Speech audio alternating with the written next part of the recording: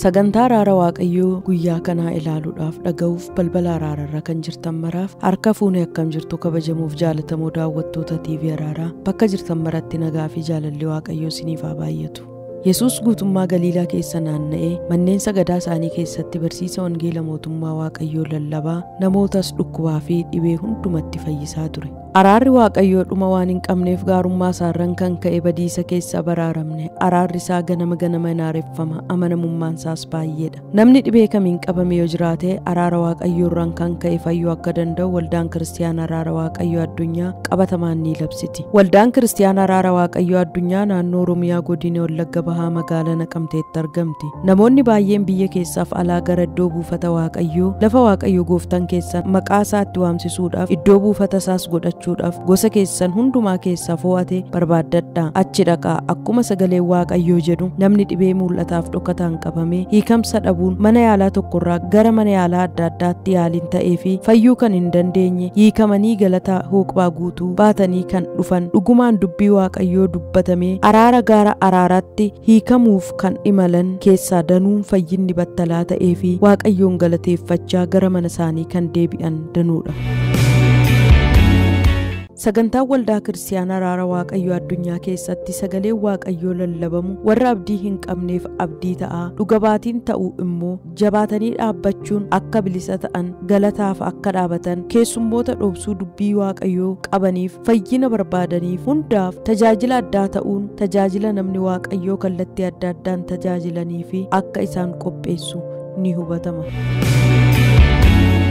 Waldaa Kiristiyaanaa Araara Waaqayyoo Addunyaa keessatti yeroodhaa gara yerootti wantoonni ta'an sammuu namaa gararraadha. Kanas yeroo jennu lubbuu haaraan gara mootummaa Waaqayyootti dabalamuun namoonni jaaman arguun kan hin dubbanne dubbachuun caba adda addaarraa fayyanii galataaf dhaabachuun dhalaan eebbifamuun akkasumas dhibee mul'ataaf dhokataarraa fayyanii fayyinni battalaa ta'uun dinqii gooftaan keenya guyyaa guyyaatti waldaa Kiristiyaanaa Araara Waaqayyoo Addunyaa keessatti hojjetu kana arguun dhaga'uun guyyaadhaa gara guyyaatti ittuma caalaa dhufuun isaa dubbii jabduu ta'uun isaas ni hubatama. Ibsuudhaaf waan natti odeessan miti anuu jiraam ragaan kee halkan waarii dhufee na tochooseetu na faarsisaa jiruun kee falmitee diddee badee hafuukoof hin taane ragaa dhimma koo fixuu fi fannootti ol baatee lolaafte dhiigaa na fayyisuudhaaf lubbuu dirqamteetu dhiphattee matii himee jajadhee kanan weeddisu faaruu kootatii ani fayyera ani fayyera ani fayyera karaa keetiini ani fayyera ani fayyera ani fayyera karaa keetiini ani fayyera ani fayyera ani fayyera karaa keetiini. Namni Waaqayyoo raajii MESERET TAYE ergaa guyyaa sabaaf qaban akka Waaqayyo isaanitti kennetti qabatanii gara aarsaatti ba'uun sabaaf dabarsuunii fi namootaaf toora tooraan kadhachuun sabni hiikamee Waaqayyo uumasaa akka ta'utti galateeffachuun akkuma itti fufetti jira. Hubadhaa ergaa namni Waaqayyoo guyyaa kana dubbatan hubannaan duukaa bu'aa. Nama simbira jiruun guyyaan kun kan keedha jedhaani. Haleluuyaa. Mee namni tokko kan koodha jedhaa iyyaati. Kan biraatti dadhaba. Waaw. Mee sagalee tokko isinii dubbisee gara Waaqayyoon kadhachuutti darbina. Sagalee ituun amma kadhachaa jiru laphee koora dhufe isinii dubbisa. Luqaas 18 lakkoofsa 9 kaasee maqaa Yesuus Kiristoosiin nan dubbisa. Yesuus namoota warra ofii qajeelummaatti jiraanna jedhanii amanatan warra kaan hundumaa immoo tuffatan fakkeenya kana dubbate. Lama kadhachuudhaaf mana qulqullummaatti ol galan. Isaan Fariisicha tokkoof namicha qaraxa fuudhu tokko turan. Fariisichi fuula dura dhaabbatee garaa isaa keessatti yaa Waaqayyo akka namoota warra kaanii warra saamtuu jalloota ejjitoota yookiis akka qaraxxuu kanaa iyyuu waan hin ta'iniif sin galateeffadha. Torban keessaa guyyaa lama nan sooma. Waan an argadhu hundumaa keessaa 10 keessaa tokko nan baasa jedhee kadhate. Lakkoofsa 13. Inni qaraxa fuudhu sun garuu achi fagaatee dhaabbatee ija isaa gara Waaqayyootti ol ilaalaa qoma isaa rukutachaa yaa Waaqayyo ana nama cubbamaatti araarami in jedha ture. Malee ergasii egaa isa fariisicha sanaa irraa namichi inni qaraxa fuudhu kun Waaqayyoon duratti qajeelaa ta'e. Gara mana isaattis akka deebi'e isinittan himaa. Nama lamatu mana sagadaatti ol galan kadhachuuf. Tokko fariisaawiidha, tokko immoo nama qaraxa fuudhudha. Inni fariisaawiin kun gaafuma ol galu gara iddoo aarsaatti siqee akka namoota warra kaanii waan nan gooneef sin galateeffadhaa'edha. Akka warra ejjituu, warra saamtuu, warra qaraxa fuutu waan nan gooneef. Torbanitti si'a lama nan tsoomaa, 10 keessaa tokko nan kaffaladhaa. Akka warra kaanii waan hin ta'iniif si'a galatuudha. Qajeelaa of godhee, tolaa of godhee, kurnoo isaas lakkaa'atee, sasoomaaf sagadatti lakkaatus akka qabeenyaatti lakkaa'atee, akka jabinaatti, akka qulqullummaatti lakkaa'atee kadhata Waaqayyoon. Namichi inni cubbamaan kun immoo achi fagaatee gara balbala duraa dhaabbatee laphee isaa rukuta. Ana nama cubbamaatti araarami. Dhuguma siniin jedhee Gooftaa Yesuus namicha fariisaawii kana caala inni cubbamaan kun fuula Waaqayyootti qajeelaa ta'e. Maaliif? Fayyaan ogeessa fayyaan barbaadu. Dhukkubsataatu ogeessa fayyaa barbaada. Amma gaafa fayyaan jirtanii dhimma hin qabdan. Gaafa sin dhukkubee mana yaalattanii dooktarii koo buran naqeem jettu. Dooktarii koo keessan iyyuu ta'a gaafa san. Dooktarii eegaa ijjee sukkaareen ta'ichee maxxaa'u. Dooktarii koo bira dhaqee dhiibbaa koo sukkaara koo dhukkubni kee dooktariinis kee. Fayyaan garuu ogeessa fayyaa bira naqu. Yesuusin kan barbaadu qulqulloota Waaqarraa miti. Cubbamaatu isa barbaada. Qorichi cubbamaa immoo Yesuus. Nama sin bira jiruun qorichi cubbamaa Yesuus jedhaanii. Araaraan fuula Waaqayyootti dhiyaate namichi cubbamaan qaraxa fuudhu kun inni araara namaa gochuu beeku immoo fuula araaraatti deebise. Ga'umsattiin fuula Waaqayyoo dhaabbannu hin qabnu. Dandeettiittiin fuula Waaqayyoo dhaabbannu. Ga'umsi fuula Waaqayyoo, dandeettiin fuula Waaqayyoo nu dhaabu yoo jiraate araara isaati. Nama sin bira jiru dandeettiin fuula isaa si dhaabu araara isaati jedha. Waa tokkotu sin barbaachisarra gaaffii kan qabdanis, hidhaa kan qabdanis, qabamtanis kan dhuftan, rakkattanis kan dhuftan, waan fudhattanii dhuftan sanaaf waa tokko duwwaatu sin barbaachisa. Raajiin harka sinirra kaa'us miti, paastariin raajiin abbaan barbaade dhufee sinii kadhachuu duwwaas miti, kan sin barbaachisu waa tokkoof waa tokko. Innis araara Gooftaaf simboo Gooftaa. ምሕረቱና ሞገሱ ብቻ ነው የሚያስፈልጋችሁ። ነቲ አራራሜደ ነምችኩ ነቲ አራራሜ አነ ነመ ጩበማት ማሊፍ አራር ጅሬኛ ረጫለ ጀደ ሰገሌ ዋቀዮ ምረት ከህይወት ይበልጣል። ነመስም በረጅሩን አራር ጅሬኛ ረጫለ ሄዳኒ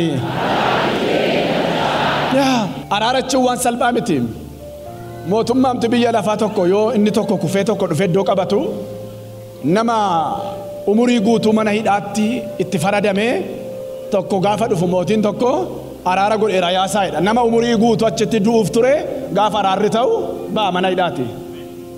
Hojiin araaraa salphaa miti. Inni lafarraa yoomma kana. Araarri inni kan Waaqayyoo immoo foon duwwaa hiika miti. Lubbuu foon wal duukaa hiika. ምሕረት ሲመጣ የሥጋ እስራት ብቻ አይደለም፣ ከሲኦል ያስመልጣል ምሕረቱ። ዱአ ኬሳ ዱአ በረበራ ጀላ lubbuu kee foon kee wal faana hiikaaraarri mana ganama kana mana keef jireenya kee fayyaa keef araarri gara keetta deebi'u araarri gara keetta deebi'u. Namni Waaqayyoo raajii MESERET taayee akkuma hafuurri qulqulluun isaan geggeesse namoota dhala hin qabneef waamicha taasisan. Haleluuyaa. Haleluuyaa. Warri mucaa dhabdanii bara baay'ee turtan qabee kan gadhiisu garaattis afee kan hin beenne guyyaan kun kan keessani. Kottaas fiigaati warra akkasii yaa Gooftaa kaleessa kana dhageessu. Dear Jesus, as you heard me yesterday, har'as waan na dhageessuuf I thank you for you listen me today. maqaa keetiif galata nan gasha. I thank your name gochuu waan ati dandeessuuf for you are able to do. sin kadha mitiyan I don't beg you, dandeettii keetti waaqummaa keetti nan amana but for I believe to your humna potential, uumuu keetti nan amana your divine and your creative milikkitaaf power. dinqii hojjettutti nan amanaan For kanaafu you, I believe to your miracle. gadameessi hin baanne kun dhala Let this empty womb, gogee kan jiru this dried womb, abaarsa diinaatiin irraa kan ba'u by the power of curse, kanaan booda garuu right after this time, harkatti waan baataniif for it will carry a baby. yaa abbaa galatan sii galcha I thank you, Lord, gochuu anati dandeessu for you are able to do. Yeroo namni Waaqayyoo humna hafuura qulqulluutiin guutamanii kadhatan haaluma kanaan duraatiin namoonni amantiin guutamanii kadhachaa carqii harkatti baatan immoo akka mucaatti huruursaa haaluma mul'atu kanaan namoonni amantii guutuudhaan dhala garaatti baachuun amantiin harkatti baachuun huruursunii fi kunuunsuun akkuma itti fufetti jira. humna dandeettii keef humna waaqummaa keetiin nan amanaan I believe to your potential and your ability. abaarsa gadameessa irra jiru Any curse over this, humna hiixii power of humna fibroid, abaarsaa power of curse, akka dhalanii hin baanne kan abaare that curse them to not to carry baby, guyyaadhaan kan qaban that hold them on this day. humna abaarsaa You power of curse, waanjoo dhabdummaa you power, you irraa cabseera ganama kanaa kaasee I broke you. waggaa irraa garuu siinan jedha Next year I declare to you, carqii fidde miti iddoo kana you will bring saamu'eeliin fiddee dhufu Samuel. qilleensa hojjechuu waaqayyoo For the wind of qilleensa God, dandeettii waaqayyoo the ability wind, gara keetti ajajeera I command to your life right now. yeroo hafuura kee ergitu isaaniin uumamuu jedha dubbiin As waaqayyoo you send your spirit, they will be created. uumuudhaaf dandeettii isa qabu And the ability of God hojjechuudhaaf humna isa qabu to create. hafuura gooftichaa gara keetti Now ajajeera receive the spirit of God gadameessa keetti hafuura gooftaa to ajajeera your womb. rakkoo abbaa manaa ta'u rakkoo haadha manaa ta'u wanta rakkina kee furu sana hafuura gooftichaa gara keetti ajajeera ajajeera ajajeera ajajeera ajajeera ajajeera Problem. Iji nama Waaqayyoo warreen aarsatti ba'anii kadhatan bira osoo hin taane gara giddu galeessa waldatti imalaniiru. Hafuurri qulqulluu hojiirra akka jiru dubbachaa ammayyuu hubannaa addaatiin gara saba gidduutti wanta ta'aa jiru hin dubbatu turan. Namoota iddoo aarsatti ba'an malee sodaaf rummaan kadhata nama Waaqayyoo duukaa bu'uun dhiibboo jabaa kan itti ta'e baatanii magaalaa sabbataatii gara iddoo buufata Waaqayyoo magaalaa Araaraa waldaa kiristaanaa Araaraa Waaqayyoo addunyaa kan dhufan abdii jabaadhaan humna sagalee Waaqayyootti amanuun kanaan dura fayyisuu gooftichaa isa abdachiifame otoo hin argin akka hin duune hafuura qulqulluudhaan isatti mul'ifamee ture. Amma immoo hafuura qulqulluudhaan geggeeffamee mana qulqullummaatti galeera. Egaa yaa gooftaa akkuma dubbattee turte garbicha kee nagaadhaan jireenya kanatti hiiki. Akkuma sagalee Waaqayyoo jedhu jireenya isaanii irratti araara waamuun kan amaleeffatan Waaqayyo jaalala ta'uusaa yeroo hundumaa keessa isaanitti guutaa kan ture guyyaa har'aa kana immoo murtoodhaan gara iddoo filatamaa kana kan imalan guyyaa kana guyyaa Waaqayyo gooftaan maccaa guyyaa inni itti diinota saba Waaqayyoo irratti ijaa baafatudha. Akkuma dubbiin Waaqayyoo jedhu adda balaayinash kanaan dura mana yaalaa deemanii yeroo ilaalaman gadaamessi isaanii dhiitoo akka qabu itti dubbatan. Isaanis mana yaalaa naannoo isaanii jirutti yaalamanii riifariin gara hospitaala Gaandii deeman. Yaaddoo jabaan isaan qabatee Waaqayyo jaalala cubbuu konaaf dhiisa kanaaf ani nan fayya jedhanii amantii guutuun zayitii waldaa kiristaanaa Araaraa Waaqayyoo addunyaa mana isaanii jiru dhuganii dibatanii gara hospitaala Gaandii deeman. Isaanis ilaalanii dhibee isaanii kana osoo wal'aaniin beellamaan adde balaayinash gara manaatti deebi'an. Waaqayyoon kadhatanii yeroo rafan namni Waaqayyoo raajiin yommuu kadhataniif argan. Isaanis murtoo godhatanii garuma waldaa kiristaanaa Araaraa Waaqayyoo addunyaatti dhufan. Yaa Waaqayyo karaan ati hojjettu karaa qulqullummaati. Waaqayyoolii keessaa guddaan akka Waaqayyo keenya eenyu? Ati Waaqayyo isa hojii dinqisiisaa hojjettuudha. Aangoon kee saba lafaatti akka beekamu hin goota. Ati nama humna hin qabne maal gargaarta? Nama irreen isaa hin jabaatinis maal oolchita? Isa ogummaa hin qabne maal gorsita? Akkuma sagalee Waaqayyoo jedhu adde balaayinash araarri akka ta'u amantiin guutamanii yeroo namni Waaqayyoo warra dhala hin qabneef waamicha taasisan garaa isaanii qabatanii saba gidduu taa'uun osoo kadhatanuu battaluma sagaleen dubbatamutti akkaataa addaatiin keessa isaaniitii dhoo'ee ji'a 5 guutuu kan mala'aa ture karaa gadaamessa isaanii kan dhangala'u haaluma mul'atu kanaan keessa dhangala'e. Shiba babas. Tura bababa soda rabakara bababasia. Tiba bababa shilo bababas.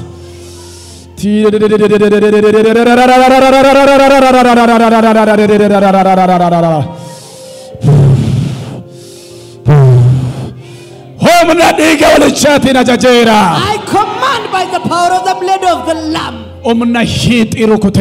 I have smote Gadameessa keessaa kan rukutamee bahu humna hiixii rukuteera.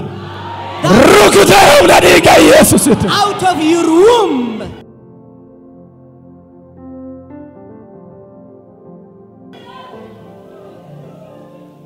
Oh hallelujah. Hallelujah. Afurri qulqulluun hojiirra jira. The Holy Spirit is at work right now. Hallelujah. Hallelujah.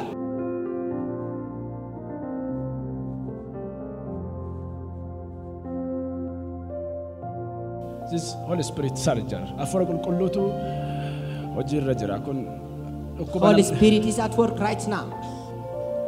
Saati afurri qulqulluun hojiitti ka'u. When the Holy Spirit is at his work, Inni ba'u afaaniin isin ba'a. Maayinsaniin isin ba'a. Karaan baan hin jiru. Saati afurri qulqulluun hojii jalqabu. Kun hojii namaa miti. this is not worksman of Kun hojii Waaqa. Somebody. Please watch a screen. Watch a screen. Watch. Kun watch a screen. Kun maayinsanii hiitiidha. Kan gadameessa keessaa dha'ee baasaa jira. when the fibroid is went out Watch a screen. from the womb, right? Watch.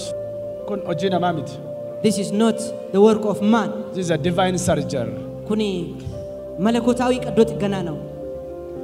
This is a divine surgery. malakotawi qaddo xigganaa ነው. Humna dhiiga Yesuusiin bilisa baaja jira. Be free by the power of the blood of Jesus Christ. Humna du'aa ka'u Yesuusiiti. By the power of his resurrection. Humna du'aa ka'u By Yesuusiiti. the power of resurrection of Jesus Humna Christ. du'aa ka'u By Yesuusiiti. the power of resurrection of Jesus Christ. Humna du'aa ka'u Yesuusiin By ajajeera. the power of resurrection of Jesus Christ. Bilisa baa. Be free. Bilisa baa. Be set free. Bilisa baa. Be set free. Thank you Lord Jesus Christ. I bless this Siya holy galatu name. Jesus.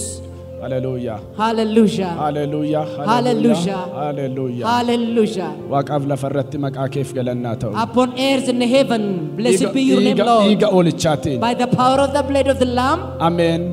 Amen. Amen. Amen. Amen. Amen. Wayyaatti mara shinti beetii keessaa irraa miicca wayyaa ishee geeddara. Afurri qulqulluun dha'ee keessaa amma'uu cobaayeera keessaa. Maaliif yeroo baay'ee namni shinti beetii dhaqee keessaa bu'a. Bineensi keessaa ba'a. Hiixiin keessaa ba'a. Inni kan manatti darbatamee keessaa ba'a. Kun lafa kanatti waan haaraa miti. Yeroo hojii afura qulqulluuti kun. The work of the Holy Spirit. Oh, the miracle hallelujah. happening is Oh, so hallelujah. much. Hallelujah. Billaa harki namaa nagarree. Billaa ijji namaa nagarree. Garaa keessaa muree baasaa. Sammuu keessaa muree baasaa. Harka keessaa muree baasa. Kun hojii Waaqayyooti hojii namaa miti. This is the work of God. Maqaa isaatiif galanna ta'u. Blessed be his name. Hallelujah. Hallelujah. Thank you. Ani bishaanin si dhiqee dhiiga sirraan qulleessa dhadhaa ejersaa sin diba akkasuma immoo uffata kuulan miidhagfame sitti nan uffisa akkuma sagalee Waaqayyoo jedhu namni Waaqayyoo raajii MESERET TAYE akka dhiqatanii dhufan addi balaan ishiif kennan isaanis waldaa keessa gadi ba'anii dhiqatanii qullaa'anii uffata haaraa uffatanii gara waldaatti ol deebi'an Yesuus garuu garuma mana keetii fi lammii keetii dhaqi waan gooftaan siif godhe hundumaa attamitti akka simaaree isaanitti hime akkuma sagalee Waaqayyoo jedhu garuma waldaatti yeroo deebi'an namni Waaqayyoo akkas jedhanii dubbatan. Ishee Dooktar Yesuus opereeshinii godhe amma dhiqattee bareeddee dhufte ogeessi fayyaa gadameessa keerra maaltu jira siin jedhe? Hiitatu jiraadhan. Kanaafuu maal si goona jedhan? Opereeshinii si goonaadhanii amma immoo ilaalanii amma immoo jiru jedhanii iddoo biraa deemee olii isaa adda baafadhu kottu jedhanii naan dhiiseen as dhufe. Hospitaala eessaatti? Addis Ababaa Gaandii. Gaandii. Dooktar Yesuus immoo Gaandii dhiisee asitti Gaandii godhee keessaa baase. This is Okay. the woman. Amma wanti sitti dhaga'amu jira gaafa qaqqabdee ilaaltu. Jiru na dhukkuba suma bahee malee. Na dhukkuba. Sakki baheef malee dhageettiin durii sun jira. Jiru. Durii itichiin mul'ata. Mul'atu garuu nama la'a. Callisee nama laa. Malaa. Har'a garuu si keessaa gadi nam'e dhiigatu. Nam'ee dhangala'ee gadu. Amma dhiigi kee dhaabbateera hin jiru. Akkasilan dhangala'aa amma dhaabbateera. Dhaabbateera. Dhaqee bishaan gara Araaraa dhugi. You are free. Dear viewers, this is the woman who the Spirit of God has made a surgery right here. Qaama bishaan gaafa dhugdu hin jabaatti. She was referred to hospital. Humna argatti.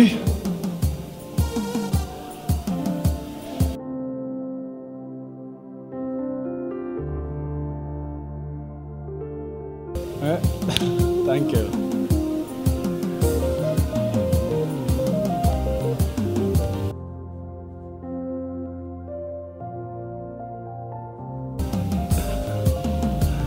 She was referred to the hospital because of the fibroid from within her womb. Hospitaalli tokko Gaandiitti.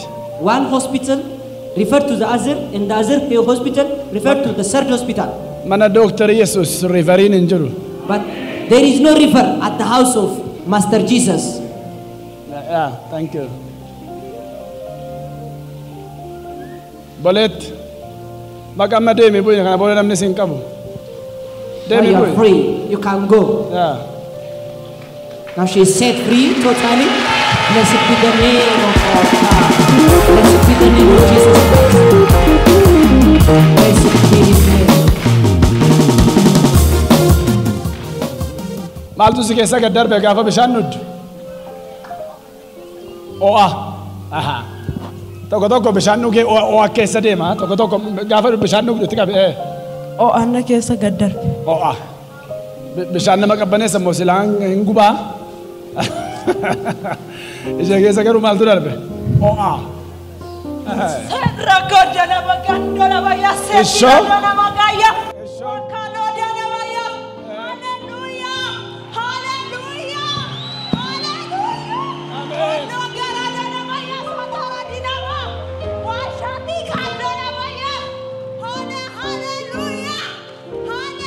Kan gammadu gooftaat.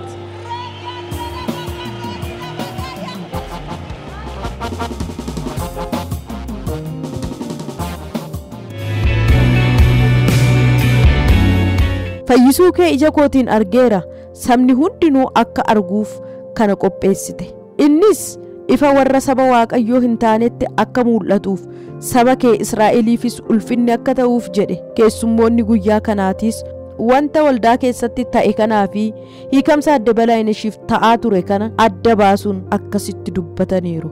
Ani Qees Dinqaayyoo Shifarraan jedhama. Jaajirraan dhufee tajaajiltuu wangeelaati jechaadha. Galanni Waaqayyoof haa ta'u. Egaa isa qanii har'arraa yoon jalqabuudha baadhisuma duriirraa jalqabee xinnoo ishee dubbachuun barbaada baay'ee naasa'u. Lafa kanatti hojii Waaqayyoo hojjetu mana keenya keessa teenyee gaafa laallu baay'ee nu ajaa'ibsiisa ture. Akka nama keessa dhaabatee jirutti Waaqayyoon galateeffachaa kun hunduu jira yaa Waaqayyoo kanama ati utuu kaasuudhaa baattee maaltu ta'a laata biyyattii kanaaf furmaanni eessaa dhufa laata jennee Waaqayyoon maatii koo wajjin lafan tajaajilutti si galateeffataan ture. Baay'ees immoo sababa addanatti Waaqayyoo hojii guddaa hojjetuuf Waaqayyoof ulfina laachaa turre. Egaa gizee fageenyatti ilaallu televizyiiniidhaani wanta maraxame keessaa mul'atu fakkaata. Garuu gaafa addana dhufee ilaalu inni televizyiiniitti mul'atu iyyuu xiqqoodha jechuu nan danda'a. Inni addanatti mul'atu immoo addaadha. Galanni Waaqayyoof haa ta'u. Bara kana keessa namni wangeela haasa'u iyyuurraa kan hafe. Wangeelli iddootti haasa'amudha, iddootti dubbatamudha jechuu kooti. Wangeela keessa fayyina jira waan ta'eef, wangeela keessa humna Waaqayyoo jira waan ta'eef, kanaafuu humni Waaqayyoo calaqqisee iddoo kanatti mul'ate. Wacaan miti humni Waaqayyoo kan dhufu walau isuudhaanis miti. Kanaaf wangeelli iddoo haasa'amu Kiristoos Yesuus jira. Galanni isaaf haa ta'u. Ani baay'ee ajaa'ibsiisaa ture. Maaliif Kiristoos dubbii isaa keessaa mul'ata waan ta'eef, dubbii Waaqayyoo immoo mana kana jira waan ta'eef, dubbii kan Waaqayyoo kan caale immoo wanta ulfaataan hin jiru waan ta'eef, ani gaafa dubbii Waaqayyoo dubbatamuun fayyaa. Faarfannaa keessaanis akkasumatti fayyaa waan ta'eef baay'ee Waaqayyoon nan galateeffadhe. Egaa sagalee Waaqayyoo akkas jedha, akkuma dhageenye ija keenyaan argineedha. Inda sammaan indihuu ayyan jedha Amaariffaansaa. Isan dhagayaa ture sana as dhufee cabaan gaafa fayyuu mucaan haa xiqqaattu mucaan gooboo tokko gaafa isheen ol jettee adeemtu ija kootiin argeen Waaqayyoon baay'een dinqisiifadhe. Galanni Waaqayyoof haa ta'u. Keessumaa ani waa'ee rakkoo maatsanii baay'ee argeera, dhiigees argeera. Umurii koo darbe keessatti ammallee dulloomeera galanni Waaqayyoof haa ta'u. Mucaan isheen dhiigni ishee silaa dhangala'e, dhiigatu dhangala'e miti, dhukkuba keessaa dhangala'ee ba'e. Waan hin dubbadhu dhabe. Ani bara baay'een mana kiimii keessa joore waan xiqqoof keessaa baasisuuf jechaadha. Harki Waaqayyoo naa dhufee na keessaa baasee bara sanatti harki Waaqayyoo ishee qaqqabee opereeshinii tokko malee isa opereeshinii taateedhani harki Waaqayyoo keessa dhufeetu keessaa micirigsee isa maal fakkaatu keessaa dhukaasee baase. Dhaqxee dhiqattee gaafa dhuftu amma achii booddee hafuurri qulqullummoo ishee utaalchise. Galanni Waaqayyoof haa ta'u. Fayyina foonii, fayyina hafuuraa akka isheen fayyiten taa'ee hubadhe. Kanaaf Waaqayyoon guddaan galateeffadhe. Waaqayyoo Waaqa jiraataa bara baraan haa eebbifamu. Kaasuun na guuteera bisii gammachuu waanan jedhu nabaa yemmuun isa yaadu dukkanni koo ifee gaddi koo darbeera bocoon na deebi'ee moo'icha nameera meekeen galataamba meekeen galataamba meekeen galataamba fuula isaa duran deddeebi'a fuula isaa duran deddeebi'a fuula isaa duran deddeebi'a meekeen galataamba meekeen galataamba meekeen galataamba fuula isaa duran deddeebi'a fuula isaa duran deddeebi'a fuula isaa duran kaasuun na guuteera bisii gammachuu waanan jedhu nabaa yemmuun isa yaadu kanni koo ifee gaddi koo darbeera bocuun na deebi'ee moo'icha nameera na guuteera bisii gammachuu waanan jedhu nabaa yemmuun isa yaadu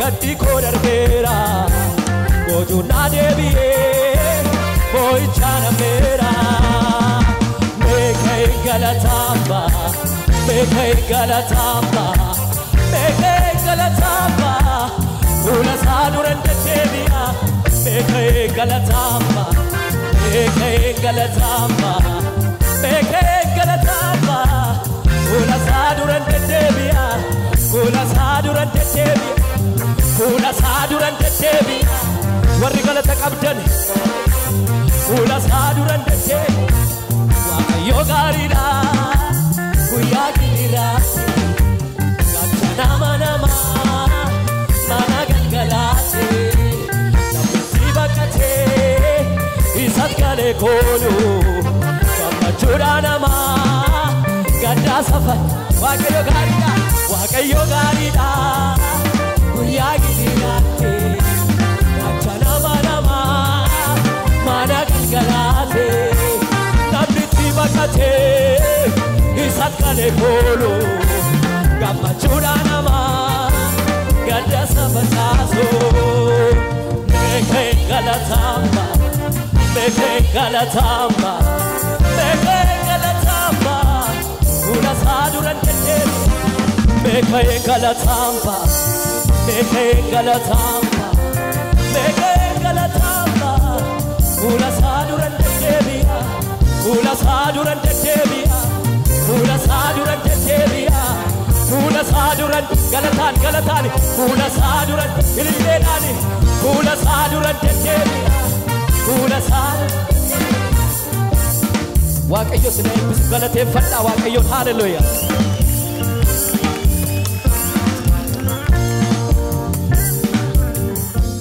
Hojii singaara kana irratti ilaaltan inni kaan dhufee fooniin eebbifame inni kaan hidhaa du'aatti hiikamee lafa kanatti gaaffii gooftaan hin deebifne jiru. Kun hojii namaa miti. Kun hojii araaraati. Araarri si argatu ganama kana.